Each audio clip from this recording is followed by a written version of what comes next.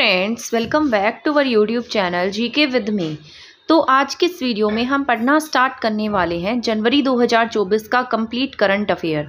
ये वीडियो आप चाहे किसी भी एग्ज़ाम की प्रिपरेशन कर रहे हैं, सभी के लिए इक्वली इम्पोर्टेंट रहेगी। फिर चाहे आप कोई भी टीचिंग एग्ज़ाम दें, कोई भी एसएससी का एग्ज़ाम दें या कोई भी दूसरा कॉम्पिटिटिव एग्ज़ाम देने जा रहे हैं, सभी में ये वीडियो यूज़फुल रहने वाली है। तो आप इस वीडियो को लास्ट तक देखेंगे तो आपके लिए बहुत यूज़फुल रहेगी।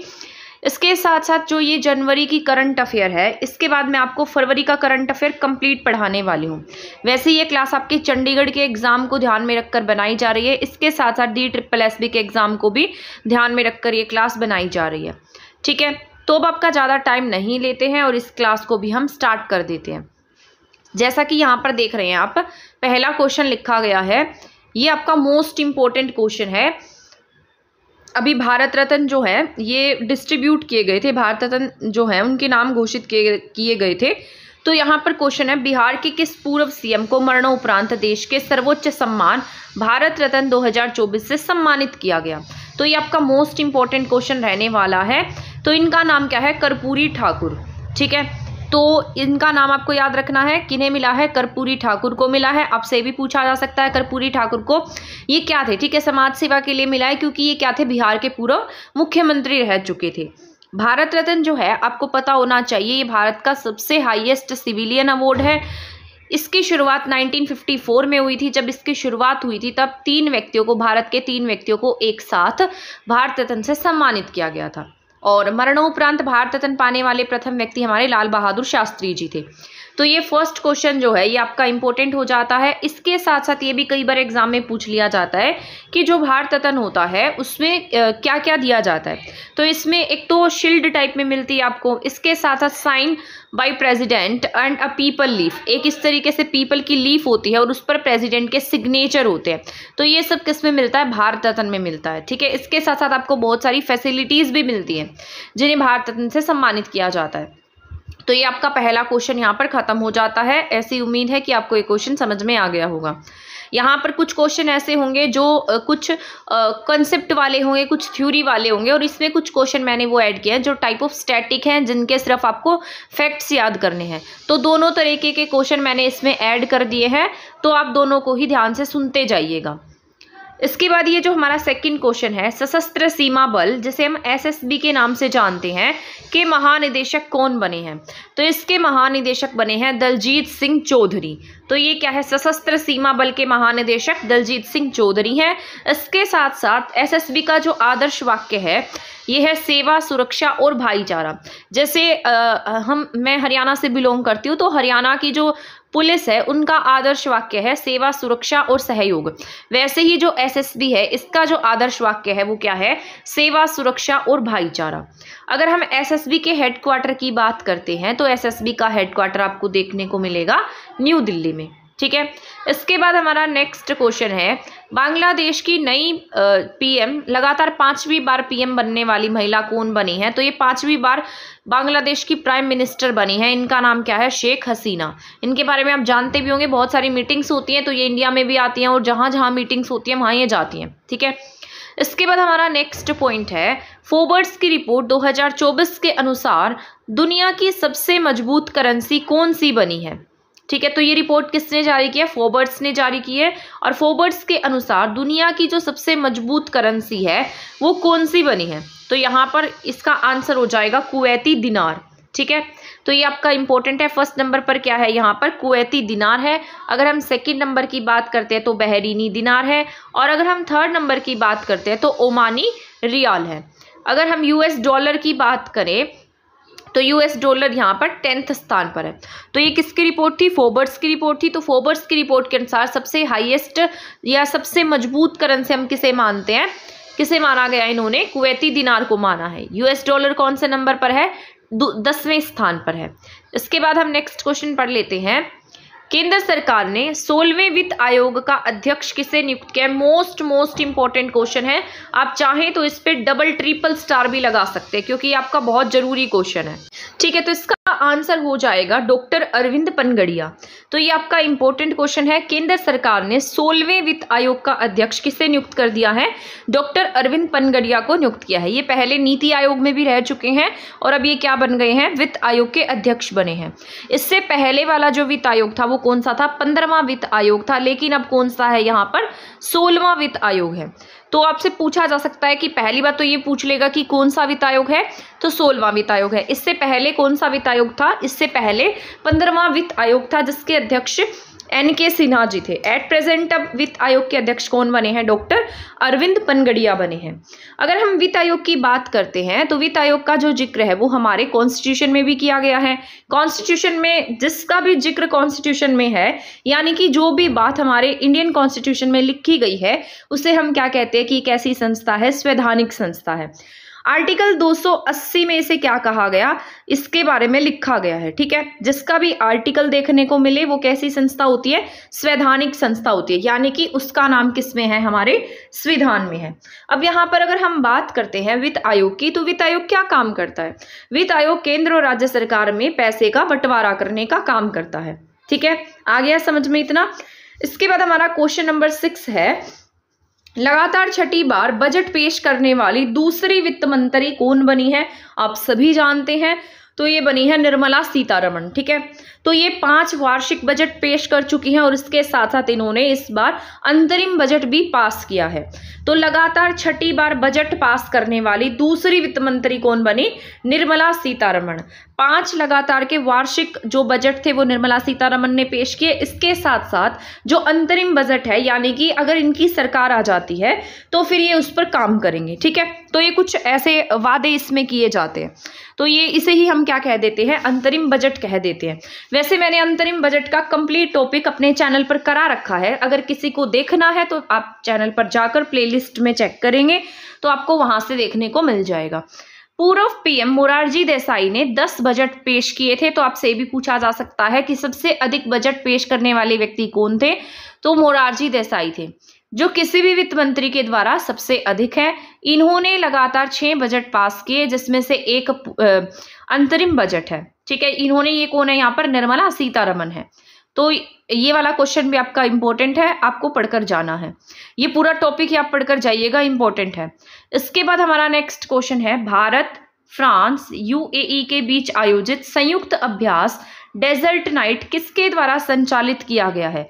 तो भारत, फ्रांस, UAE के बीच संयुक्त अभ्यास डेजर्ट नाइट। तो संयुक्त अभ्यास का नाम क्या है? सबसे पहली बात तो डेजर्ट नाइट है। और किस किस के बीच में हुआ है? ये भारत के बीच में, फ्रांस के बीच में और इसके साथ साथ UAE के बीच में। ठीक है, तो 3 देशों ने क्या किया है?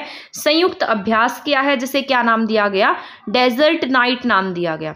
तो किसके द्वारा संचालित हुआ है? ये हमारी भारतीय वायुसेना के द्वारा। जो UAE है वो इस बार इसमें पहली बार शामिल हुआ है। तो अभ्यास का नाम याद रखना है और देशों का नाम याद रखना है। अभ्यास का नाम डेजर्ट नाइट है। देश कौन से शामिल थे? भारत, फ्रांस और UAE। आई होप समझ में आया होगा। इसके बाद हमारा नेक्स्ट क्वेश्चन है, WHO ने दक्षिण पूर्व एशिया का क्षेत्रीय निदेशक किसे नियुक्त किया है? तो इसका नाम है साइना वाजिद। ये बांग्लादेश की PM शेख हसीना की बेटी हैं। ठीक है, तो WHO ने दक्षिण पूर्व एशिया का क्षेत्रीय निदेशक किस गई हैं? क्षेत्रीय निदेशक बन गई हैं। अगर हम WHO की बात करते हैं तो WHO का जो हेडक्वार्टर है वो कहाँ पर देखने को मिलेगा? जिनेवा, स्विट्जरलैंड में देखने को मिलेगा। अगर हम इसकी स्थापना की बात करते हैं तो 7 अप्रैल 1948 को WHO का गठन होता है। जब भी आपको पता है हम स्वास्थ्य दिवस कब मनाते हैं? 7 अप्रैल को मनाते हैं। ठीक है, इसके बाद हमारा नेक्स्ट क्वेश्चन है, ये मैंने बहुत बार ये क्वेश्चंस आपको कराए हैं, पूरा का पूरा टॉपिक डिटेल से करा रखा है, तो आप इसको भी पूरा ही पढ़कर जाइएगा एग्जाम में, क्योंकि कुछ टॉपिक ऐसे होते हैं जो बहुत इंपॉर्टेंट होते हैं, जिनके बारे में हमारा जानना जरूरी रहता है और उसमें से क्वेश्चन आने के पूरे चांसेस रहते हैं। तो जैसे मैंने रिपब्लिक डे करा रखा है, इंडेक्स के टॉपिक्स करा रखे हैं, रैंकिंग्स करा रखी हैं, इसके साथ साथ ये राम मंदिर के बारे में बता रखा है, इसके साथ जैसे अंतरिम बजट मैंने कराया हुआ है। तो ये जो कंप्लीट टॉपिक्स हैं इनको भी आप पढ़कर जाना, आपके लिए बहुत यूजफुल रहेंगे। तो यहाँ पर लिखा है, अयोध्या राम मंदिर में 51 फीट ऊंची रामलला की मूर्ति की प्राण प्रतिष्ठा कब की गई? तो ये आप सभी जानते हैं, बच्चा बच्चा जानता है इसके बारे में। तो 22 जनवरी 2024 को।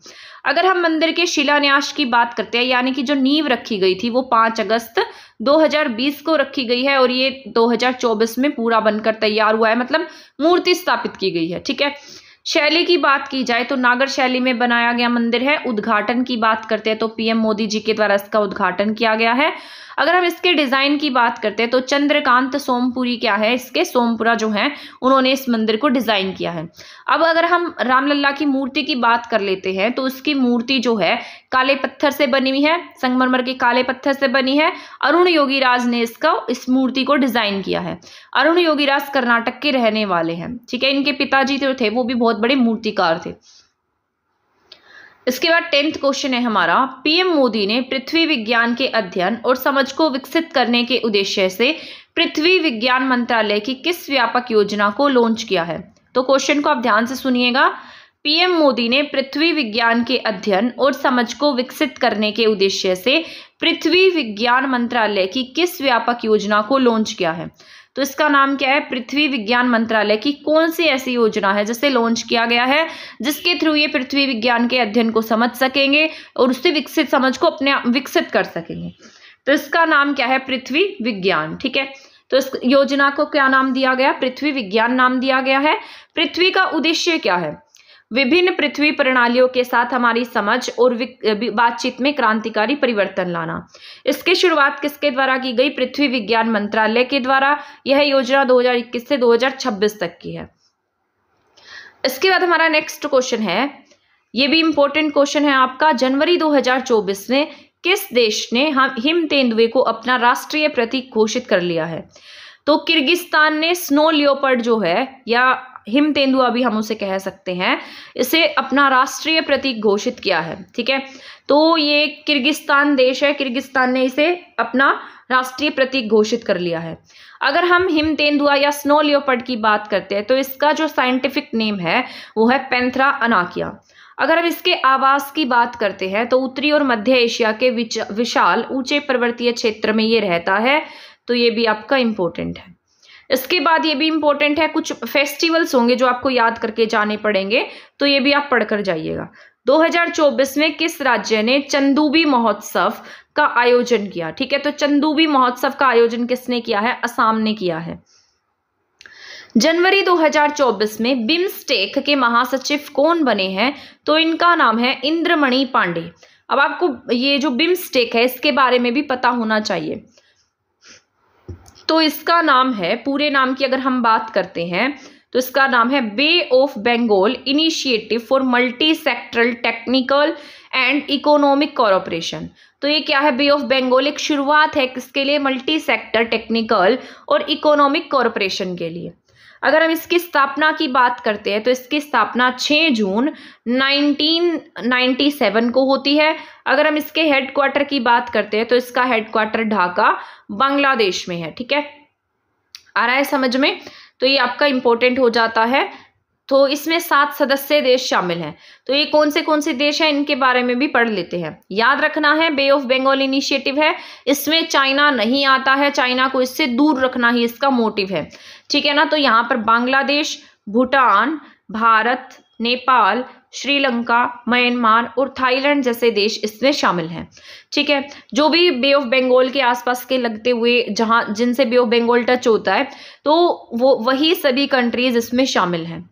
अब यहाँ पर हमारा नेक्स्ट पॉइंट है, 4 स्टार ऑफ डेस्टिनी नामक पुस्तक किस भारतीय सेवा प्रमुख जनरल की आत्मकथा है? मोस्ट इंपॉर्टेंट क्वेश्चन है, चाहे तो आप इस पे डबल स्टार लगा सकते हैं, किसी भी एग्जाम में ये क्वेश्चन पूछा जा सकता है। ठीक है। जैसे ये बायोग्राफीज पूछ ली जाती हैं, बुक्स पूछ ली जाती हैं, तो इनके बारे में आपको पता होना चाहिए। 4 स्टार ऑफ डेस्टिनी जो पुस्तक है वो कौन से जनरल की आत्मकथा है? तो इनका नाम है M.M. नरवाणे। ठीक है। तो M.M. नरवाणे की क्या है? ये आत्मकथा है। ठीक है। आई होप समझ में आ गया होगा। इसके बाद है 81वें गोल्डन ग्लोब अवार्ड 2024 में किस फिल्म को बेस्ट पिक्चर ड्रामा का पुरस्कार मिला? ठीक है, तो इसका नाम है ओपनहेमर। ओपनहेमर जो फिल्म है, इसे बेस्ट पिक्चर ड्रामा का पुरस्कार दिया गया है। फिल्म एंड टेलीविजन में उत्कृष्टता के लिए इसे ये पुरस्कार मिला है। इसके साथ साथ प्रदानकर्ता देश कौन से हैं जिन्होंने ये अवार्ड दिया है? तो ये अमेरिका, यूएसए है। अगर हम इसके संस्करण की बात करते हैं तो इसका अभी 81वां संस्करण था। तो 81वें गोल्डन ग्लोब अवार्ड 2024 में बेस्ट फिल्म पिक्चर ड्रामा का वो नाम किसे दिया गया? ओपनहेमर को दिया गया है।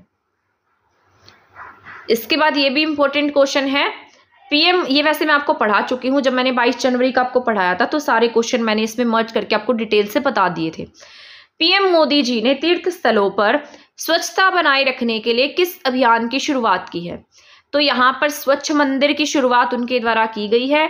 22 जनवरी से पहले ही इसे लॉन्च कर दिया गया था और इसका जो उद्देश्य था वो जितने भी तीर्थ स्थल हैं या अयोध्या जो है उसको स्वच्छ बनाना है। ठीक है, तो जितने भी तीर्थ स्थल थे वहां पर सफाई कार्यक्रम शुरू किया गया। इसके साथ साथ जो छोटे तीर्थ स्थल थे वहां पर मकर संक्रांति से लेकर 22 जनवरी तक स्वच्छ मंदिर प्रोग्राम चला था। इसके बाद हमारा नेक्स्ट क्वेश्चन है, ये भी आपके इंपॉर्टेंट है, ये दोनों क्वेश्चन आपको ध्यान रखने हैं। इसका नाम क्या है? यहाँ पर ये दोनों ही आपको याद रख लेने हैं। तो 17 क्वेश्चन है हमारा, ऑस्ट्रेलियन ओपन 2024 में महिला एकल का खिताब किसने जीता? तो यहाँ पर ऑस्ट्रेलियन ओपन की बात हो रही है और महिला की बात हो रही है। तो अरीना साबोलंका बेलारूस की रहने वाली है, इनके द्वारा ऑस्ट्रेलियन ओपन 2024 पुरस्कार जीत लिया गया है। इनका नाम क्या है? अरीना साबोलंका। अगर हम ऑस्ट्रेलियन ओपन 2024 में पुरुष एकल खिताब की बात करते हैं तो ये किसके द्वारा जीता गया है? जननिक सिनर, इटली के रहने वाले हैं। ठीक है, तो जननिक सिनर ने, इटली के रहने वाले हैं, ऑस्ट्रेलियन ओपन 2024 पुरुष एकल खिताब जीता है। अगर महिला एकल की बात करते हैं तो अरीना साबोलंका है, बेलारूस की रहने वाली हैं। जननिक सिनर इटली के रहने वाले हैं। 69th फिल्म फेयर, ये दोनों क्वेश्चन भी आप याद रख लीजिएगा, तो क्या पता पूछ लिया जाए, क्योंकि आपके जो चंडीगढ़ के एग्जाम्स हैं उसमें ऐसे क्वेश्चंस बहुत बार पूछे गए हैं। ठीक है ना, अवार्ड से रिलेटेड क्वेश्चंस पहले भी बहुत सारे आए हैं, तो ये आपको अच्छे से ही याद रखने हैं।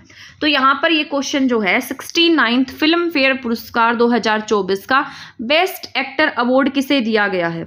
तो यहाँ पर बात हो रही है 69th फिल्म फेयर पुरस्कारों की। तो पहली बात तो आपको ये पता होना चाहिए कि इस बार कौन से नंबर के फिल्म फेयर पुरस्कार डिस्ट्रीब्यूट किए गए थे। तो इसका नाम क्या है? 69th फिल्म फेयर पुरस्कार है। और ये किसे मिले? बेस्ट एक्टर अवार्ड किसे मिला है? तो रणबीर कपूर को मिला है। आपसे पूछा जा सकता है कौन सी फिल्म के लिए अवार्ड मिला है, तो एनिमल मूवी के लिए इन्हें ये पुरस्कार दिया गया है। इसके बाद अगर नेक्स्ट क्वेश्चन की बात करते हैं तो दोनों अवार्ड ही एक घर में गए हैं। तो 69 फिल्म फेयर अवार्ड 2024 में बेस्ट एक्ट्रेस का अवार्ड किसने जीता था? आलिया भट्ट ने जीता था। तो इन्हें ये 5वीं बार ये पुरस्कार मिला है। ठीक है, बस एक बार इसको रीड कर लेना, भूलना मत। मान लीजिए आपके एग्जाम में आ जाता है तो आप उसे टिक कर पाए। ठीक है, ऑप्शन देखकर आपको ये आना चाहिए। इसके बाद हमारा नेक्स्ट क्वेश्चन है, जनवरी 2024 में G77 शिखर सम्मेलन 2024 का आयोजन कहाँ किया गया है? ठीक है, तो जनवरी 2024 में G77 शिखर सम्मेलन का आयोजन कहाँ पर हुआ है? तो ये कंपाला में हुआ है, युगांडा की कैपिटल है कंपाला। 20 से 22 जनवरी 2024 तक इसका आयोजन होता है। अगर हम G77 ग्रुप्स की बात करते हैं तो 15 जून 1964 को इसकी स्थापना होती है। अगर हम इसके हेडक्वार्टर की बात करते हैं तो इसका हेडक्वार्टर जेनेवा स्विट्जरलैंड में है। इसके बाद हमारा नेक्स्ट क्वेश्चन है, WHO ने जनवरी 2024 में किस देश को मलेरिया मुक्त घोषित किया है? तो इसका नाम हो जाता है केप वर्डे। केप वर्डे कहाँ का शहर है? अफ्रीका का शहर है। अफ्रीका का तीसरा और दुनिया का 43वां देश ये बन गया है। ठीक है, मलेरिया मुक्त होने वाला अफ्रीका का तीसरा देश है, ये तीसरा राज्य है, और दुनिया का क्या है? 43वां देश बन गया है। WHO की स्थापना मैंने अभी आपको बताया ही था, 7 अप्रैल 1948 को होती है। इसके साथ साथ अगर हम इसके हेडक्वार्टर की बात करते हैं तो इसका हेडक्वार्टर जेनेवा स्विट्जरलैंड में है। आई होप, मैं ऐसी उम्मीद कर रही हूँ आपको ये क्वेश्चन समझ में आ रहे होंगे। इसके बाद हम नेक्स्ट पॉइंट की बात कर लेते हैं, युद्ध अभ्यास की। युद्ध अभ्यास स्टीड फास्ट डिफेंडर 2024 का आयोजन किसके द्वारा किया गया है? तो स्टीड फास्ट डिफेंडर 2024 का आयोजन किसके द्वारा होता है? तो ये नाटो के द्वारा इसका आयोजन किया जाता है। ठीक है, स्थापना की बात करते हैं तो 4 अप्रैल 1949 को इसकी नाटो की स्थापना होती है। नाटो के कुल सदस्य देश 31 है। इसके हेडक्वार्टर की बात करें तो इसका हेडक्वार्टर ब्रुसेल्स में है। इसके बाद हमारा नेक्स्ट क्वेश्चन है, international union for conservation of nature IUCN में किस प्रजाति को पहली बार रेड लिस्ट की असुरक्षित श्रेणी में शामिल किया गया है? तो ये क्या है? International union for conservation of nature, इसकी में किस प्रजाति को पहली बार रेड लिस्ट में शामिल किया गया है? इसमें वो सभी प्रजाति आती है जो कहीं ना कहीं खतरे में है, ठीक है, या जो लुप्त होने की कगार पर है। तो इसमें किसे शामिल कर दिया गया? हिमालयन वुल्फ को, यानी कि इसको अगर हम जाने तो इसे हम हिंदी में तिब्बती भेड़िया भी कह देते हैं। ठीक है, तो ये किस में है? रेड लिस्ट में इसको शामिल किया गया है। यह चाइना, नेपाल, भारत, भूटान के हिस्सों में पाई जाती है। अगर हम IUCN की बात करते हैं तो IUCN की स्थापना 1948 में होती है। हेडक्वार्टर इसका ग्लेड स्विट्जरलैंड में है। संयुक्त विशेष बल अभ्यास खंजर 2024 का 11वां संस्करण भारत और किस देश के बीच में आयोजित किया गया है? ठीक है, तो ये भी आपका मोस्ट इंपॉर्टेंट क्वेश्चन हो जाता है।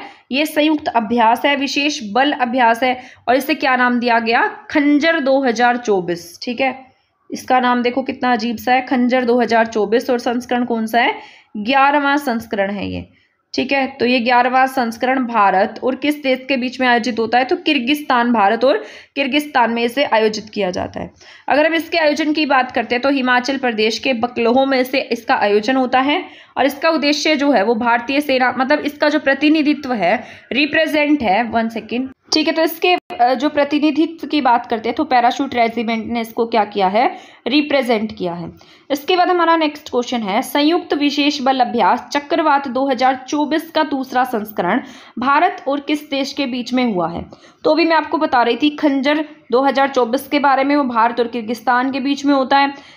अभी हम बात कर रहे हैं चक्रवात 2024 की। तो चक्रवात और 2024 भारत और मिस्र के बीच में हुआ है। पहला संस्करण इसका 2023 में हुआ था।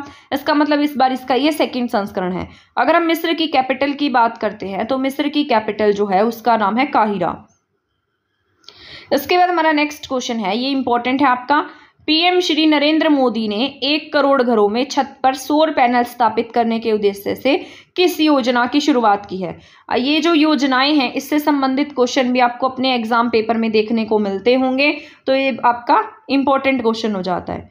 तो PM श्री नरेंद्र मोदी जी ने 1 करोड़ घरों में छत पर सौर पैनल स्थापित करने के उद्देश्य से किस योजना की शुरुआत की है? तो योजना का नाम हो जाएगा PM सूर्योदय योजना। ठीक है, तो इसका नाम क्या है? PM सूर्योदय योजना। सूर्योदय योजना का उद्देश्य क्या है? 1 करोड़ से अधिक भारतीय घरों की छतों पर सौर पैनल स्थापित करना। इसकी शुरुआत जो है वो 22 जनवरी 2024 को ही की जाती है, जिस दिन रामलला की मूर्ति को स्थापित किया जाता है। ठीक है, तो उसी दिन कौन सी योजना शुरू हो जाती है? PM सूर्योदय योजना। इसके बाद ये थोड़ी मिस्टेक हो गई थी, ये दोबारा से मैंने लिख दिया था, तो ये वाला क्वेश्चन अब हम पढ़ लेते हैं। ये आपका इंपॉर्टेंट है, मोस्ट इंपॉर्टेंट है, आपके एजुकेशन से रिलेटेड है, तो आपको आना चाहिए ये। इस पर आप डबल ट्रिपल स्टार लगा सकते हैं, इंपॉर्टेंट क्वेश्चन है। केंद्र सरकार ने बहुभाषी शिक्षा के लिए जनवरी 2022 में AI आधारित किस ऐप को लॉन्च किया? तो बहुभाषी शिक्षा से रिलेटेड है ये, और एक AI ऐप लॉन्च किया गया है, तो इसका नाम क्या है? अनुवादिनी ऐप। ठीक है, तो इसका नाम क्या है? अनुवादिनी ऐप। इसको आज ही मैं डाउनलोड करके देखूंगी किसमें इसमें क्या है। ठीक है, तो ट्रांसलेटर टाइप ऐप होगा ये, तो इसका नाम क्या है? अनुवादिनी ऐप। उद्देश्य की बात करते हैं तो सभी स्कूल और उच्च शिक्षा पाठ्यक्रम के अध्ययन सामग्री को डिजिटल रूप में उपलब्ध कराना इसका उद्देश्य है। केंद्र सरकार ने यह कदम नेशनल एजुकेशन पॉलिसी 2020 की सिफारिशों के अनुरूप किया है। इसके बाद हमारा नेक्स्ट क्वेश्चन आ जाता है ADB। ADB जो है, इसके अगर हम पूरे नाम की बात करते हैं तो ADB का पूरा नाम हो जाता है एशियन डेवलपमेंट बैंक। ठीक है, तो एशियन डेवलपमेंट बैंक के कार्यकारी निदेशक कौन बने हैं? तो इनका नाम है विकासशील। ठीक है, तो इनका नाम क्या हो जाता है? विकासशील। अगर हम ADB की बात करते हैं तो ADB का हेडक्वार्टर जो है वो फिलीपींस में है। अगर हम इसकी स्थापना की बात करते हैं तो 19 दिसंबर 1966 को इसकी स्थापना होती है। तो ADB के बारे में भी आपको याद रख लेना है। इसके बाद हमारा नेक्स्ट क्वेश्चन है, भारत ने पहली बार कच्चा तेल खरीदने के लिए किस देश के साथ रुपए में भुगतान किया है? आपको पता होना चाहिए, हम कच्चे तेल का जो निर्यात करते हैं वो कहाँ से करते हैं, मतलब कहाँ से मंगाते हैं, हम इसे आयात करते हैं तो यूएई से। ठीक है, तो कहाँ से मंगाते हैं? यूएई से। इसके बाद यहाँ पर यूएई की कैपिटल अबू धाबी है। अगर हम इसकी करेंसी की बात करते हैं तो करेंसी क्या है? दिरहम है। इसके बाद हमारा 31 क्वेश्चन है, किस राज्य में हिथाई अम्मन उत्सव का आयोजन किया गया है? तो ये आपको उत्सव भी याद रखना है, इसका नाम क्या है? हिथाई अम्मन उत्सव। तो इसका आयोजन कहाँ पर होता है? तमिलनाडु में होता है। प्रतिवर्ष तमिलनाडु के नीलगिरी जिले में बाड़ागास समुदाय के हजारों लोग सबसे बड़े त्योहार में भाग लेते हैं। इस अवसर पर लोग देवी हथाई अम्मा को क्या देते हैं? सम्मान देते हैं। ठीक है, तो किस देश में हथाई अम्मन उत्सव का आयोजन हुआ है? तो ये तमिलनाडु में हुआ है। ये साउथ जैसा नाम है। ठीक है, तो कहाँ हुआ? तमिलनाडु में। प्रतिवर्ष तमिलनाडु के नीलगिरी जिले के बाड़ागास समुदाय के लोग इस उत्सव के त्यौहार में भाग लेते हैं और अपनी जो देवी है थाई अम्मा, उनको सम्मान देते हैं, उनकी पूजा करते हैं। इसके बाद नेक्स्ट क्वेश्चन है, ये भी आपका इंपॉर्टेंट है, ध्यान से सुन लेना। अर्धसैनिक बलों के आधिकारिक संरक्षण दस्तावेज को साझा करने के लिए किस ऐप को लॉन्च किया गया? तो इस ऐप का नाम क्या हो जाता है? संदेश ऐप। ठीक है, तो हिंदी में अगर हम लिखें तो इसका नाम क्या होगा? संदेश ऐप। और अगर वैसे लिखते हैं तो SANDESH भी लिख सकते हैं, तो संदेश ऐप है ये। किसके द्वारा लॉन्च की गई है? अर्धसैनिक बलों के आधिकारिक संरक्षण दस्तावेज को साझा करने के लिए इस ऐप को लॉन्च किया गया है।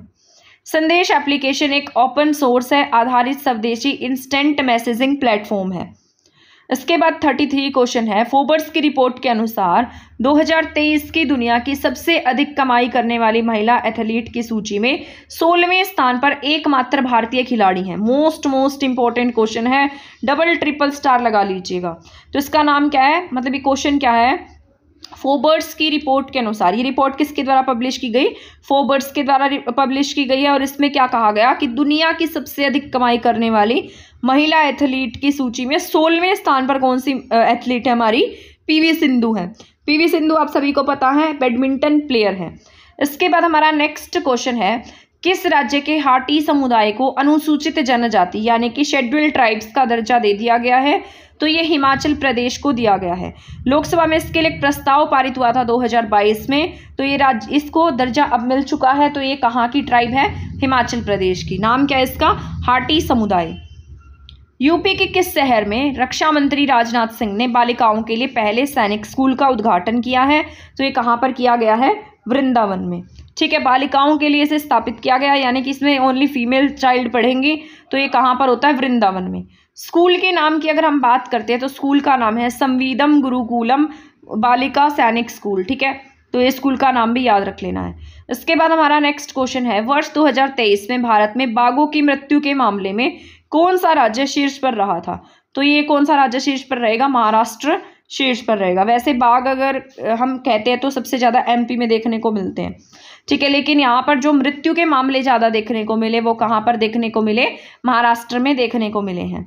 इसके बाद ये इंपॉर्टेंट क्वेश्चन हो जाता है आपका, बेटी बचाओ बेटी पढ़ाओ की ब्रांड एम्बेसडर पिंकी को बनाया गया है, इसका संबंध किस राज्य से है? तो ये उत्तर प्रदेश से बिलोंग करती हैं। ये भारत सरकार की एक पहल थी, क्योंकि हमारे जो हरियाणा है वहाँ पर लिंगानुपात बहुत ज़्यादा कम पाया गया, तो बेटियों की जो तादाद है उसे बढ़ाने के लिए बेटी बचाओ बेटी पढ़ाओ की शुरुआत की गई। और ये PM मोदी जी के द्वारा इसकी शुरुआत की गई थी। 22 जनवरी 2015 को PM मोदी हमारे हरियाणा के पानीपत में आते हैं और यहाँ से एक योजना की शुरुआत करते हैं जिसका नाम क्या है? बेटी बचाओ बेटी पढ़ाओ। आज हमारे हरियाणा का लिंगानुपात जो है वो 900+ हो चुका है। ठीक है, जो कि पहले जब 2011 की जनगणना हुई थी तब हमारे हरियाणा का लिंगानुपात 879 के आसपास था। सबसे कम जो लिंगानुपात है वो हरियाणा का था, लेकिन आज आप देखेंगे तो 920+ लिंगानुपात हमारे हरियाणा का देखने को मिलेगा। अगर हम इसके लक्ष्य की बात करते हैं तो यूपी, हरियाणा, उत्तराखंड, पंजाब, बिहार और दिल्ली जो है ये टारगेटेड एरिया है।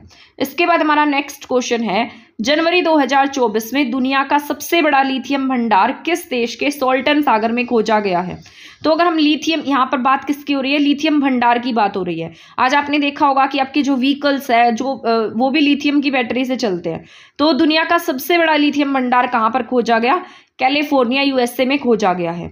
लिथियम के अगर हम उपयोग की बात करते हैं तो मोबाइल फोन्स में इसका यूज़ करते हैं, फ़ोन में, लैपटॉप में, डिजिटल कैमरा में, इलेक्ट्रिक वाहन में। सर्वाधिक लिथियम भंडार वाले देश की अगर हम बात करते हैं तो चिली है, यहाँ पर ऑस्ट्रेलिया है और अर्जेंटीना है। इसके बाद नेक्स्ट क्वेश्चन है, किस देश की रानी मृगाएत द्वितीय ने 52 वर्षों के बाद जनवरी 2024 में अपना पद छोड़ने की घोषणा की है? तो ये डेनमार्क की रानी है, बस इसको रीड करना है, ज़्यादा इसमें दिमाग खराब करने की जरूरत आपको नहीं है। इसके बाद ये इंपॉर्टेंट है, इसका नाम है कुवेम्पू राष्ट्रीय पुरस्कार 2023 से किसे सम्मानित किया गया है? मैंने आपको पहले भी बताया है, जो पुरस्कार वाले क्वेश्चंस हैं वो हमारे इंपॉर्टेंट हैं, तो आप इसको ध्यान से सुनते जाइएगा। तो इसका नाम क्या है? कुवेम्पू राष्ट्रीय पुरस्कार 2023 से किसे सम्मानित किया गया है? तो इसका नाम क्या है? शीर्षेंदु मुखोपाध्याय। ये पुरस्कार उन लेखकों को दिया जाता है जिन्होंने किसी भी भारतीय भाषा में योगदान दिया हो या कुछ ना कुछ अच्छा लिखा हो। ठीक है, तो उन्हें कौन सा पुरस्कार मिल जाएगा? कुवेम्पू राष्ट्रीय पुरस्कार। इस बार किसे मिला है? शीर्षेंदु मुखोपाध्याय को। इसके बाद हमारा नेक्स्ट क्वेश्चन है, विदेश मंत्रालय के नए प्रवक्ता कौन बने हैं? तो इनका नाम क्या हो जाएगा? रणधीर जायसवाल। और भारत के अगर विदेश मंत्री की बात करते हैं तो वो सुब्रमण्यम जयशंकर हैं। ठीक है, एस जयशंकर, आप जानते भी होंगे इन्हें, बहुत सारी रील्स वायरल होती है इनकी, आपने देखा भी हो तो। इसके बाद हमारा नेक्स्ट क्वेश्चन है, संयुक्त राष्ट्र यूएन में भारत के स्थायी प्रतिनिधि कौन बने हैं? तो इनका नाम हो जाता है अरदिम बागची। इसके बाद हमारा नेक्स्ट क्वेश्चन है, ये इंपॉर्टेंट रहने वाला है, कौन सा केंद्र शासित प्रदेश जनवरी 2024 में पीएम विश्वकर्मा योजना को शुरू करने वाला पहला यूनियन टेरिटरी बन गया है? ठीक है, तो ये क्वेश्चन क्या है, कौन सा केंद्र शासित प्रदेश ऐसा है जो जनवरी 2024 में पीएम विश्वकर्मा योजना को शुरू करने वाला पहला यूटी बना है? तो इसका नाम होगा जम्मू कश्मीर। अगर हम इसके उद्देश्य की बात करते हैं तो उद्देश्य इसका है, भारत में हमारी जो सांस्कृतिक विरासत है उसको संरक्षित रखना, समृद्ध बनाना, उसमें कारीगर शिल्पकार व्यक्तियों की महत्वपूर्ण भूमिका को ऊपर उठाना और उन्हें पहचानना, उनकी स्किल्स की हम रिस्पेक्ट कर सके। ठीक है, तो ये क्या है, इसका उद्देश्य है। इसके बाद नेक्स्ट क्वेश्चन है हमारा, जनवरी 2024 में किस देश के पीएम ने पेट्रेफियाला गुजरात में आयोजित 10वीं वाइब्रेंट गुजरात वैश्विक निवेशक शिखर सम्मेलन में मुख्य अतिथि रहे थे? ठीक है, किस देश के पीएम थे जिनका नाम है पेट्रेफियाला, जो हमारे गुजरात में वैश्विक निवेशक शिखर सम्मेलन में शामिल रहे, मुख्य अतिथि रहे? तो इनका नाम क्या हो जाएगा? ये कहाँ के थे? चेक गणराज्य के। चेक गणराज्य की कैपिटल की बात करेंगे तो प्राग इसकी कैपिटल है। अगर हम इसके थीम की बात करते हैं तो इसकी थीम बहुत ज़्यादा इंपॉर्टेंट है, जिसका नाम है भविष्य का प्रवेश द्वार, यानी कि गेटवे टू फ्यूचर। इसके बाद हमारा नेक्स्ट क्वेश्चन है, राम मंदिर राष्ट्र मंदिर एक साझी विरासत नामक पुस्तक का विमोचन किसने किया है? तो ये भी इंपॉर्टेंट है। तो ये किसके द्वारा किया गया? आरिफ मोहम्मद खान के द्वारा इसका विमोचन किया गया है। इसके बाद हमारा नेक्स्ट क्वेश्चन है, ये इंपॉर्टेंट रहने वाला है, फाल्कन 9 रॉकेट से लॉन्च होने वाला भारत का पहला उपग्रह कौन सा है? तो ये किसी न किसी रॉकेट से लॉन्च करते हैं तो उन्हें अलग अलग नाम दिए जाते हैं, जैसे PSLV, ठीक है, और GSLV। तो यहाँ पर इसका नाम क्या है? इस रॉकेट का नेम फाल्कन 9 ये रॉकेट का नाम है। इससे होने वाला भारत का पहला उपग्रह कौन सा है? तो इसका नाम है GSAT-20। ठीक है, आ गया समझ में? इसरो की शाखा न्यू स्पेस इंडिया लिमिटेड ने अगली पीढ़ी के भारी संचार उपग्रह GSAT-20 को लॉन्च करने के लिए स्पेस एक्स के फाल्कन 9 रॉकेट को लॉन्च किया है। ठीक है, आ गया समझ में? इसको बस रीड कर लीजिएगा। अगर हम इसके उद्देश्य की बात करते हैं, ठीक है, अगर हम इसके उद्देश्य की बात करते हैं तो high speed broadband internet connectivity, digital wide audio transmission प्रदान करना है, यानी कि नेटवर्किंग से रिलेटेड है, नेट से इंटरनेट से रिलेटेड है। इसके बाद नेक्स्ट क्वेश्चन है, स्वदेश दर्शन 2.0 योजना में किस वन्यजीव अभ्यारण्य को शामिल किया गया है? तो ये क्या है? स्वदेश दर्शन 2.0 योजना है। इसका उद्देश्य भारत में पर्यटन को बढ़ावा देना है। इसके तहत कौन सा ऐसा वन्यजीव अभ्यारण्य है जिसको शामिल किया गया है? तो इसका नाम है डेबी ग्रेड वन्यजीव अभ्यारण्य। ओडिशा के बरगढ़ जिले में हीराकुंड बांध पर स्थित है। अगर हम इसके शुभारंभ की बात करते हैं तो इसका शुभारंभ पर्यटन मंत्रालय के द्वारा किया गया। 2015 में इसकी शुरुआत होती है। 100% सेंट्रल फंड की क्या है? योजना है। अगर हम इसके उद्देश्य की बात करते हैं तो भारत में पर्यटन की क्षमता को बढ़ावा देना है। किसकी योजना है? कंप्लीटली 100% सेंट्रल गवर्नमेंट की योजना है। ये सारी बातें जो मैं बता रही हूँ इसको सुनने के साथ साथ एक दो बार इस पीडीएफ को आपको रीड भी कर लेना है। अगर आपको इसकी पीडीएफ चाहिए तो ये पेड रहने वाली है और आपको मिलेगी एग्जाम फैक्ट एकेडमी ऐप पर। नाम है ऐप का एग्जाम फैक्ट एकेडमी ऐप, ठीक है। वहाँ से जाएंगे, वहाँ पर आपको ये कोर्स मिलेगा पूरा 30 मार्क्स का रहेगा, जिसमें एसएसटी भी रहेगी और जिसमें आपका करंट अफेयर भी रहेगा, ठीक है। तो आप अगर चाहें, आपका मन करे रीड करने का, तो आप वहाँ से रीड कर सकते हैं। इसके बाद हमारा नेक्स्ट क्वेश्चन है, जनवरी 2024 में किस राज्य सरकार ने मोटे अनाजों के उत्पादन को बढ़ावा देने के लिए रानी दुर्गावती श्री अन्न प्रोत्साहन योजना की शुरुआत की है? तो इसका नाम क्या हो जाएगा? मध्य प्रदेश। रानी दुर्गावती श्री अन्न प्रोत्साहन योजना कहाँ की है? मध्य प्रदेश की है। इसके बाद हमारा नेक्स्ट क्वेश्चन है, जनवरी 2024 में कुंभ मेले के बाद देश का दूसरा सबसे बड़ा मेला गंगा सागर मेला कहाँ आयोजित हुआ है? तो ये कहाँ पर हुआ है? पश्चिम बंगाल में। पश्चिम बंगाल राज्य के सागर द्वीप पर मनाया जाने वाला ये धार्मिक त्योहार है। इसके बाद हमारा नेक्स्ट क्वेश्चन है, जनवरी 2024 में सामाजिक लेखा परीक्षा सलाहकार निकाय की पहली बैठक कहाँ पर आयोजित की गई है? तो इसका आयोजन हो जाता है नई दिल्ली में, डॉक्टर अंबेडकर इंटरनेशनल सेंटर में इसका आयोजन होता है। अगर हम इसके उद्देश्य की बात करते हैं तो इसका उद्देश्य सामाजिक न्याय आधिकारिकता मंत्रालय को उसकी विविध योजनाओं में सामाजिक अंकेक्षण को संस्थागत बनाने में मार्गदर्शन करना है। इसके बाद 2024 में किस एकमात्र विदेशी को पद्म भूषण पुरस्कार से सम्मानित किया गया है? तो 2024 में कौन से एकमात्र विदेशी हैं? मोस्ट इंपॉर्टेंट क्वेश्चन है आपका। ये पद्म पुरस्कार वाला जो पॉइंट है वो आपका बहुत ज़्यादा जरूरी रहने वाला है, ठीक है। 2024 में एकमात्र विदेशी हैं जिन्हें पद्म भूषण पुरस्कार मिला है। आपको पता है पद्म पुरस्कार 3 प्रकार के होते हैं। सबसे बड़ा पद्म विभूषण होता है, इसके बाद सेकंड नंबर पर पद्म भूषण आता है और फिर इसके बाद पद्म भूषण के बाद तीसरे नंबर पर आता है पद्म श्री, ठीक है। तो ये पद्म पुरस्कार 3 प्रकार के होते हैं। तो पद्म भूषण केवल इस बार एक विदेशी व्यक्ति को दिया गया है जो ताइवान के रहने वाले हैं, यंग लियू इनका नाम है, ठीक है। ऐसे याद रख लेना, यंग थे तो हमने क्या दे दिया, इन्हें पद्म भूषण दे दिया। मल्टीनेशनल कंपनी फॉक्सकॉन के चेयरमैन हैं ये। भारत की पहली महिला महावत व एलिफेंट गर्ल्स के नाम से मशहूर 67 वर्षीय पार्वती बरुआ को पद्मश्री पुरस्कार 2024 से सम्मानित किया गया है। ये किस राज्य से है? तो ये भी आपका मोस्ट इंपॉर्टेंट क्वेश्चन रह जाएगा, इसको भी आप डबल स्टार लगा लीजिएगा। जो ये भारत रत्न से सम्मानित रिलेटेड क्वेश्चन है, पद्म पुरस्कारों से, पद्मश्री से, भारत रत्न से या कोई भी अदर लिटरेचर पुरस्कार आता है उससे रिलेटेड क्वेश्चन आएंगे, उसको आपको डबल स्टार करके अच्छे से अपनी मेमोरी में फिट कर लेना है, ठीक है। तो भारत की पहली महिला महावत और एलिफेंट गर्ल्स के नाम से मशहूर 67 ईयर्स की लेडी हैं जिनका नाम है पार्वती बरुआ। इन्हें कौन सा पुरस्कार मिलता है? पद्मश्री पुरस्कार 2024 से सम्मानित किया जाता है। इसके साथ साथ ये कौन से राज्य से बिलोंग करती हैं? तो इनका राज्य हो जाता है असम। तो असम की रहने वाली हैं। इसके बाद नेक्स्ट क्वेश्चन है, आरबीआई द्वारा जारी 2022 से 23 की पंचायती राज संस्थाओं की रिपोर्ट में कौन सा राज्य शीर्ष पर है? ठीक है, इसको भी आप स्टार लगा सकते हैं, इंपॉर्टेंट क्वेश्चन है आपका, ठीक है। तो इसका नाम क्या है? वेस्ट बंगाल। वेस्ट बंगाल जो है वहाँ की जो पंचायती राज है वो बेस्ट है, वो शीर्ष पर रहा है। और बंगाल में हर पंचायत पर कितना पैसा खर्च किया गया? 25 लाख रुपए खर्च हुए हैं, ठीक है। इसके बाद हमारा नेक्स्ट क्वेश्चन है, पहली बार 43 वर्ष की उम्र में सबसे उम्र दराज विश्व के नंबर 1 टेनिस खिलाड़ी कौन बने हैं? तो 43 ईयर के हैं, सबसे उम्र दराज हैं क्योंकि इससे पहले सारे इनसे यंग थे, ठीक है। विश्व के नंबर 1 टेनिस प्लेयर कौन बन गए हैं? रोहन बोपन्ना। कहाँ से बिलोंग करते हैं? भारत के रहने वाले हैं, ठीक है। अगर आप इनके बारे में नहीं जानते हैं तो गूगल कीजिएगा, जाते ही आपको पता लगेगा, ठीक है। इसके बाद यहाँ पर 55 क्वेश्चन में हम आ गए हैं। बीसीसीआई यानी कि भारतीय क्रिकेट सेंट्रल बोर्ड द्वारा आयोजित समारोह में colonel CK Nayudu lifetime achievement award 2024 से सम्मानित किया गया है। तो रवि शास्त्री और साथ फारूक इंजीनियर को बीसीसीआई ने colonel CK Nayudu lifetime achievement award से सम्मानित किया है। अगर बीसीसीआई के अध्यक्ष की बात करते हैं रोजर बिन्नी है, और अगर हम इसके सचिव की बात करते हैं तो वो जय शाह है। हेडक्वार्टर की बात करते हैं तो मुंबई में है। वैश्विक आर्थिक संभावना रिपोर्ट किसने जारी की है? यानी कि वर्ल्ड इकोनॉमिक संभावना जो रिपोर्ट है वो किसके द्वारा जारी की गई है?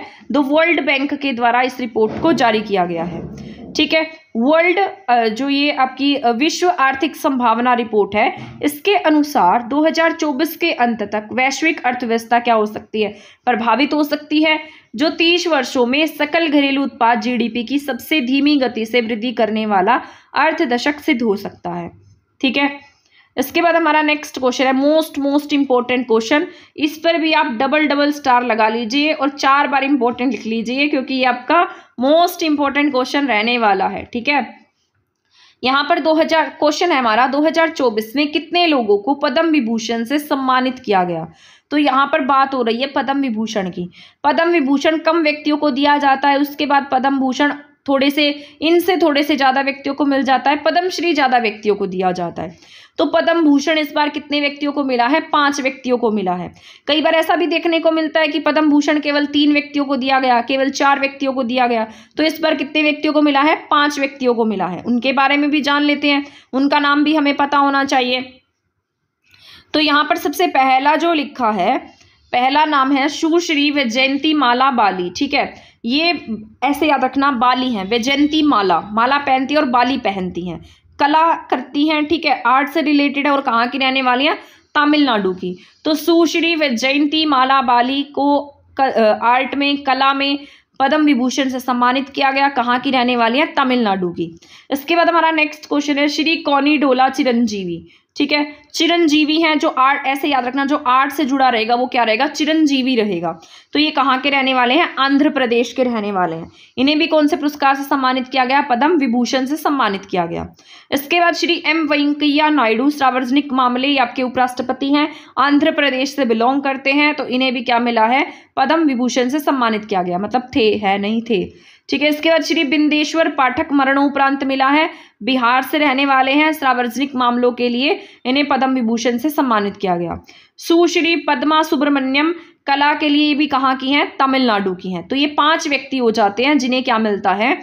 पद्म विभूषण से सम्मानित किया गया। यहाँ पर आप देख सकते हैं साउथ के 4 लोगों को पद्म विभूषण मिलता है और एक हमारे नॉर्थ के हैं, जो जिन्हें मतलब बिहार के हैं, जिन्हें क्या मिलता है? पद्म विभूषण मिलता है। ठीक है, तो 4 आपको अच्छे से याद रखने हैं। सबसे पहला वैजयंती माला वाली, ठीक है, कला के लिए तमिलनाडु की हैं। दूसरे जो कला से जुड़े रहेंगे वो कैसे रहेंगे? चिरंजीवी रहेंगे। ये कहाँ से हैं? आंध्र प्रदेश से हैं। फिर वेंकैया नायडू जी को आप ऐसे ही याद रख सकते हैं क्योंकि इनका नाम आप बहुत बार सुन चुके हैं। इसके बाद बिंदेश्वर पाठक हैं, आप ऐसा याद रखिए, बिहार के लोग जो होते हैं ना, मतलब ये क्या करते हैं, यूपीएससी की तैयारी करने जाते हैं तो बहुत ज्यादा पढ़ते हैं, तो ऐसे याद रख लेना। पाठक ने क्या तैयारी की, मतलब कहाँ के हैं? बिहार के हैं। ठीक है, तो इन्हें मरणोपरांत मिला है पद्म विभूषण। इसके बाद पद्मा सुब्रमण्यम को क्या मिला? कला के लिए। कहाँ की हैं? तमिलनाडु की हैं। मैं ऐसी उम्मीद कर रही हूँ ये क्वेश्चन आपको समझ में आया होगा। इतना मतलब मैं आपको ये ट्रिक से इसलिए बता रही हूँ ताकि आप इसको भूले नहीं और एग्जाम में आए तो रिलेट करते आप इसे टिक कर दें। मान लीजिए आपसे ऑप्शन पूछ लेता है, 4 ऑप्शंस देता है और ऐसा पूछा जा सकता है कि बताइए इसमें से कौन से ऐसे व्यक्ति हैं जिन्हें इस बार 2024 में पद्म विभूषण से सम्मानित नहीं किया गया। तो आप अगर मान लीजिए आपने नहीं पढ़ा होगा ढंग से तो आप उसे टिक ही नहीं कर पाएंगे। तो इसीलिए मैंने आपको ये थोड़ा सा ट्रिक्स के थ्रू बताया है, क्योंकि इतने सारे नाम होते हैं और हम भूल जाते हैं।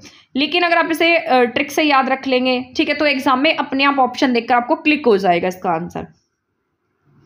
इसके बाद हमारा नेक्स्ट क्वेश्चन है, ओला के सीईओ भाविश अग्रवाल का एआई स्टार्टअप देश का पहला एआई यूनिकॉर्न बना है, इसका नाम क्या है? मोस्ट इंपॉर्टेंट क्वेश्चन है। आपको पता है अभी जो हमारा देश है, हमारे देश में एआई जो है वो बहुत ज़्यादा देखने को मिल रही है। ठीक है, तो यहाँ पर ओला के सीईओ हैं भाविश अग्रवाल, इन्होंने एआई स्टार्टअप किया था जो देश का पहला एआई यूनिकॉर्न बन गया। यूनिकॉर्न वो कंपनियां होती हैं जिनका जो निवेश है वो $1 अरब से ज़्यादा हो जाता है। ठीक है, तो इसका नाम है KRUTRIM। ठीक है, कुलट्रिम इंडियाज आउन एआई आर्टिफिशियल तरीके से विकसित की गई बौद्धिक क्षमता होती है। यूनिकॉर्न, जब भी कोई स्टार्टअप का वैल्यूएशन $1 अरब से ज़्यादा होता है तो उसे यूनिकॉर्न स्टार्टअप कहा जाता है। ठीक है, तो यहाँ पर क्या है? यूनिकॉर्न स्टार्टअप है। आप भी अपने माइंड को ऐसा बनाएं कि आप भी कुछ स्टार्टअप कर पाए। ठीक है ना, तो अपना माइंड इस तरीके से बनाएं, कुछ स्टार्टअप कर पाएं, कुछ बिजनेस कर पाएं। तो यहाँ पर इसके बाद ये क्या है, इन्होंने देखो यहाँ पर इन्होंने भी तो स्टार्टअप किया और देखो $1 अरब से ज़्यादा का स्टार्टअप हो गया, यूनिकॉर्न कंपनी है इनकी। इसके बाद यहाँ पर 59 जो हमारा क्वेश्चन है, किस अरब देश में पहली बार शराब की दुकान खोली जाएगी? तो सऊदी अरब में पहली बार शराब की दुकान खोली जाएगी। और हमारे यहाँ पर देखो कहीं भी जाओ तो 3-3 4-4 दुकानें आपको ऐसे ही देखने को मिल जाती हैं। तो इसके बाद है, भारत के किस पूर्व उपराष्ट्रपति को पद्म विभूषण पुरस्कार 2024 से सम्मानित किया गया? ये भी मैं आपको पढ़ाकर आ चुकी हूँ। 5 व्यक्तियों को पद्म विभूषण मिला है, जिसमें से श्री वेंकैया नायडू जी भी शामिल हैं। ये हमारे देश के पूर्व उपराष्ट्रपति हैं। किस भारतीय क्रिकेटर को वर्ष 2022 से 23 के लिए पुरुष वर्ग में सर्वश्रेष्ठ अंतर्राष्ट्रीय क्रिकेट का पॉली उमरीगर पुरस्कार दिया गया है? तो इनका नाम है शुभमन गिल। बस आपको इतना ही याद रख लेना है। इसके बाद हमारा 62 क्वेश्चन है, कौन सा राज्य भारत में सेमीकंडक्टर पॉलिसी लागू करने वाला चौथा राज्य बन गया है? ठीक है, तो सेमीकंडक्टर पॉलिसी कौन लेकर आया है? उत्तर प्रदेश लेकर आया है। ठीक है, तो ये कहाँ है? उत्तर प्रदेश है। इससे पहले 3 राज्य जो हैं वो सेमीकंडक्टर पॉलिसी ला चुके हैं, जिसमें से पहला गुजरात स्टेट था, दूसरा ओडिशा और तीसरा तमिलनाडु। तो इसके बाद हमारा नेक्स्ट क्वेश्चन है, भारत में 14वां राष्ट्रीय मतदाता दिवस 2024 कब मनाया गया? तो 25 जनवरी को मनाया गया है, 14th नेशनल वोटर्स डे। इसकी अगर हम थीम की बात करते हैं तो थीम है इसका nothing like voting, I vote for sure. ठीक है, तो इसका नाम क्या हो जाता है? Nothing like voting, I vote for sure. और एक बात और बता देती हूँ, आज हमारे चैनल पर 9800 सब्सक्राइबर पूरे हो गए हैं, तो आप कोशिश कीजिए चैनल को शेयर करने की। 200 सब्सक्राइबर हो रहते हैं हमारे, जल्दी से जल्दी हमारे चैनल पर 10K सब्सक्राइबर जो है वो कंप्लीट हो जाएं, और इसमें आपका सहयोग बहुत जरूरी रहेगा अगर आप अपने चैनल को शेयर कर देंगे तो। इसके बाद यहाँ पर है, जनवरी 2024 में किसे सुप्रीम कोर्ट के 34वें न्यायाधीश के रूप में नियुक्त किया गया है? तो इनका नाम हो जाता है जस्टिस प्रसन्ना बी वराले। ऐसे ये 34th जो हैं न्यायाधीश बन गए हैं। आपको पता है हमारे यहाँ पर 1+34 का आंकड़ा रहता है। 1 हमारे CGI रहते हैं और 34 हमारे न्यायाधीश रहते हैं। ठीक है, जिसमें से 34 नंबर के न्यायाधीश कौन बने हैं? प्रसन्ना बी वराले बने हैं। अगर हम CGI की बात करते हैं तो DY चंद्रचूड़ क्या है? हमारे CGI हैं। ठीक है, तो आप इनके बारे में अगर आपने इनकी वीडियोस भी देखी होंगी, इनकी वीडियोस भी बहुत सारी आती हैं। इसके बाद हमारा नेक्स्ट क्वेश्चन है, भारत के किस राज्य में दुनिया की पहली मल्टी मेलेनिस्टिक टाइगर सफारी स्थापित की जाएगी? तो ये कहाँ पर स्थापित होगी? मयूरभंज ओडिशा में। ठीक है, जहाँ की हमारी द्रौपदी मुर्मू जी भी हैं। इसके बाद बंगाल टाइगर का दुर्लभ प्रकार है ये, ब्लैक टाइगर्स भी यही होते हैं। अगर हम इसके लक्ष्य की बात करते हैं तो नंदन कानन चिड़ियाघर के अधिशेष बाघ और जंगलों के लिए अयोग्य लेकिन सार्वजनिक प्रदर्शन के लिए उपयुक्त बाघों को क्या देना है? घर प्रोवाइड कराना है, उन्हें एक तरीके से आवास देना है। इसके बाद मोस्ट इंपॉर्टेंट है ये हमारा क्वेश्चन, सुभाष चंद्र बोस आपदा प्रबंधन पुरस्कार 2024 किसे दिया जाएगा? तो ये दिया जाएगा 60 पैराशूट फील्ड हॉस्पिटल को। ये यूपी का हॉस्पिटल है, 1942 में इसकी स्थापना हुई थी। ठीक है, तो ये क्या है? 60 पैराशूट फील्ड हॉस्पिटल है, यूपी का हॉस्पिटल है, 1942 में इसकी स्थापना होती है। तो सुभाष चंद्र बोस आपदा प्रबंधन पुरस्कार 2024। इसके बाद हमारा नेक्स्ट क्वेश्चन है, भारतीय सशस्त्र बलों का एकमात्र हवाई चिकित्सा प्रतिष्ठान है। ये पुरस्कार केंद्र सरकार द्वारा आपदा प्रबंधन में उत्कृष्ट कार्य करने के लिए दिया जाता है। इसके बाद हमारा नेक्स्ट क्वेश्चन आ जाता है, इंडिया ओपन बैडमिंटन 2024 में महिला एकल का खिताब किसने जीता है? तो इनका नाम हो जाएगा ताई तंजू यिंग। ठीक है, चाइना के रहने वाले हैं, ताई जैसे नाम होते हैं इनके। ठीक है ना, तो ये किसने जीता है? ताई तंजू यिंग ने जीता है, चाइना की रहने वाली हैं। आयोजन इसका 16 से 21 जनवरी को हुआ था, KD Jadhav indoor stadium new Delhi में। बस रीड कर लेना एक बार इसको। इसके बाद ये क्वेश्चन इंपॉर्टेंट है, भारत का प्रथम केंद्र वित्त पोषित गौ अभ्यारण्य किस राज्य में बनाया जाएगा? तो ये इंपॉर्टेंट है, ये मुजफ्फरपुर यूपी में बनाया जा रहा है। केंद्र सरकार की परियोजना है, केंद्र सरकार के द्वारा इसे बनाया जा रहा है, और इसमें जो लागत है वो 65 करोड़ का अनुदान राष्ट्रीय गोकुल मिशन के तहत दिया गया है। इसके बाद हमारा नेक्स्ट क्वेश्चन है, जनवरी 2024 में चंद्रमा की सतह पर सफलतापूर्वक सॉफ्ट लैंडिंग करने वाला दुनिया का 5वां देश कौन सा बना है? तो इसका नाम हो जाएगा जापान। जापान क्या बन चुका है? सॉफ्ट लैंडिंग करने वाला 5वां देश बन चुका है। Smart lander 4 investigating moon mission, जिसे हम स्लिम के नाम से जानते हैं, इससे पहले चंद्रमा पर पहुंचने वाले USA था, USSR था, चाइना था, भारत था। इसके बाद अब जापान जो है वो 5वें नंबर पर आ गया है। इसके बाद हमारा नेक्स्ट क्वेश्चन है, बस हमारे थोड़े से ही क्वेश्चंस रहते हैं, मुझे पता है आप बोर हो गए होगे। ठीक है, बट हमारे इंपॉर्टेंट है, एक बार पढ़ लेना, रीड कर लेना, तो आपके लिए ज़्यादा यूजफुल रहेंगे। फोर्ब्स 2023 की रिपोर्ट के अनुसार स्वर्ण भंडार के मामले में भारत किस स्थान पर है? तो भारत 9वें स्थान पर है। अगर हम टॉप 3 कंट्रीज की बात करते हैं तो टॉप 3 में USA है, जर्मनी है और इटली है। इसके बाद हमारा नेक्स्ट क्वेश्चन है, 6 बार भारत की मोस्ट इंपॉर्टेंट डबल स्टार लगा लेना इसको भी, ठीक है ना, अपनी कॉपी में भी लिख लेना चाहे। 6 बार भारत की गणतंत्र दिवस परेड में विदेशी मेहमान बनने वाले एकमात्र देश कौन सा बना है? तो इसका नाम हो जाता है फ्रांस। आपको पता है इस बार भी फ्रांस के राष्ट्रपति इमैनुअल मैक्रोन जो है गणतंत्र दिवस पे हमारे भारत में आए थे, आपने देखा होगा, ठीक है। इन्हें जब हमारा रिपब्लिक डे सेलिब्रेट किया गया था तो 75वें गणतंत्र दिवस पर चीफ गेस्ट कौन रहे? फ्रांस के राष्ट्रपति इमैनुअल मैक्रोन रहे थे। इससे पहले यूके भी जो है वो 5 बार इसमें शामिल हो चुका है। इसके बाद हमारा नेक्स्ट क्वेश्चन है, किस देश ने पहली बार स्कूलों में हिंदी को विश्व भाषा के रूप में पाठ्यक्रम में शामिल किया है? तो सिलिकॉन वैली अमेरिका ने इसे अपने पाठ्यक्रम में शामिल किया है। 10 जनवरी को हम वर्ल्ड हिंदी डे के रूप में भी मनाते हैं। अगर हम इसकी थीम की बात करते हैं तो थीम 2024 किसकी रही है? Linking traditional and artificial intelligence. इसके बाद नेक्स्ट क्वेश्चन है, संयुक्त राष्ट्र महासभा के 78वें अधिवेशन के अध्यक्ष 5 दिवसीय भारतीय यात्रा पर रहे, तो उनका नाम क्या है? डेनिस फ्रांसीसी।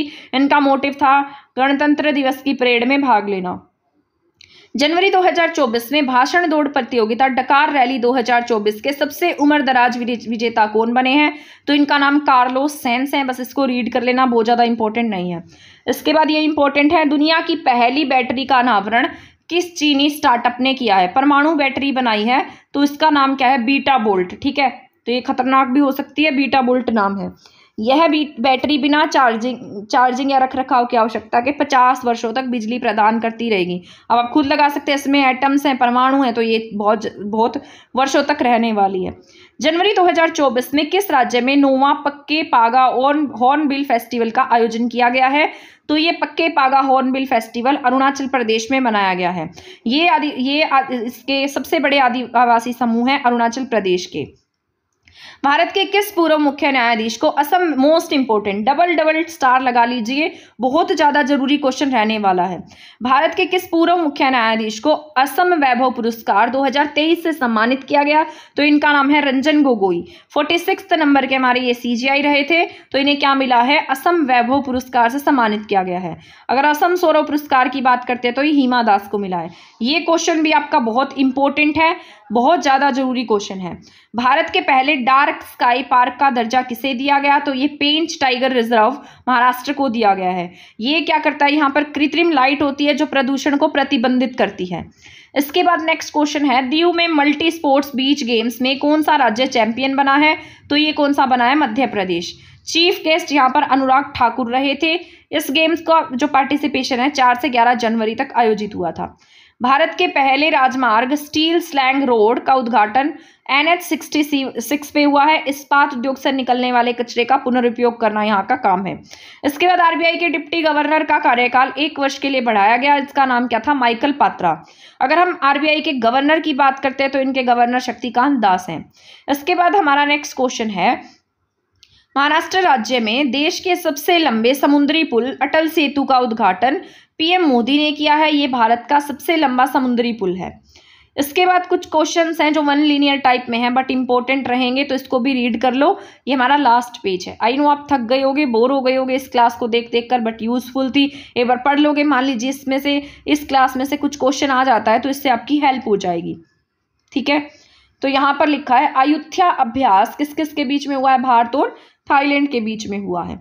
जनवरी 2024 में किस राज्य सरकार ने पहली बार अपना खेल विभाग अलग कर लिया है? तो ये किसने किया है? बिहार सरकार ने। महाराष्ट्र सरकार ने लुप्त प्राय कैनिडस जीवों के लिए किस कंजर्वेशन रिजर्व की स्थापना की है? तो इसका नाम हो जाता है अटपाड़ी कंजर्वेशन रिजर्व, ठीक है। इसके बाद नेक्स्ट क्वेश्चन है, 100 अरब डॉलर की संपत्ति पाने वाली पहली महिला कौन बनी है? तो इनका नाम है फ्रांसुआ बेटनकॉट मायर्स। किस शहर में डेजर्ट फेस्टिवल, अभी मैंने बताया था डेजर्ट फेस्टिवल, डेजर्ट नाइट था वो अलग था, तो ये डेजर्ट फेस्टिवल है। डेजर्ट फेस्टिवल 2024 का आयोजन किया गया, तो इसका नाम क्या है? जैसलमेर राजस्थान। 22 फरवरी से 24 फरवरी तक इसका आयोजन होता है। अगर हम इसके थीम की बात करते हैं तो इसका थीम रहता है बैक टू डेजर्ट। इसके बाद हमारा नेक्स्ट क्वेश्चन है, fertilising the future, Bharat march towards fertiliser self sufficiency. तो ये जो पुस्तक है, बड़ा सा नाम देखने को मिल रहा है, तो इसका विमोचन किसके द्वारा किया गया है? तो इसका विमोचन किया है जगदीप धनखड़ जी ने, ठीक है। तो ये सीरीज जो थी आपकी 88 क्वेश्चन की सीरीज थी। अभी कल परसों तक आपको फरवरी के करंट अफेयर की सीरीज देखने को मिलेगी। तो आप बने रहिएगा चैनल के साथ में। मैं जितना कंटेंट प्रोवाइड कराने की मुझसे हो पाएगा मैं उतना आपको कंटेंट प्रोवाइड कराने की कोशिश करूंगी। तो आप चैनल के साथ बने रहेंगे तो आपके लिए यूजफुल रहेगा। फरवरी 2023 का करंट अफेयर नेक्स्ट PDF में रहेगा, उसमें 100 क्वेश्चन की हमारी कंप्लीट सीरीज रहेगी मंथ वाइज, ठीक है। ऐसे ही फिर आपको मार्च की मंथ वाइज करंट अफेयर देखने को मिलेगा।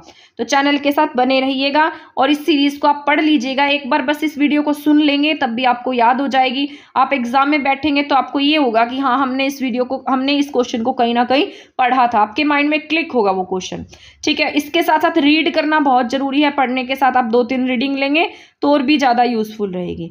तो अब हम मिलने वाले हैं नेक्स्ट वीडियो में नेक्स्ट टॉपिक के साथ में। तब तक आप हमारे चैनल के साथ बने रहिएगा। चैनल को सब्सक्राइब नहीं किया है तो प्लीज प्लीज प्लीज सब्सक्राइब कर देना।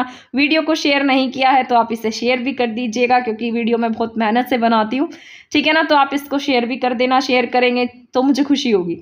तो अब हम मिलेंगे नेक्स्ट वीडियो में, तब तक आप चैनल के साथ बने रहें। थैंक यू, धन्यवाद।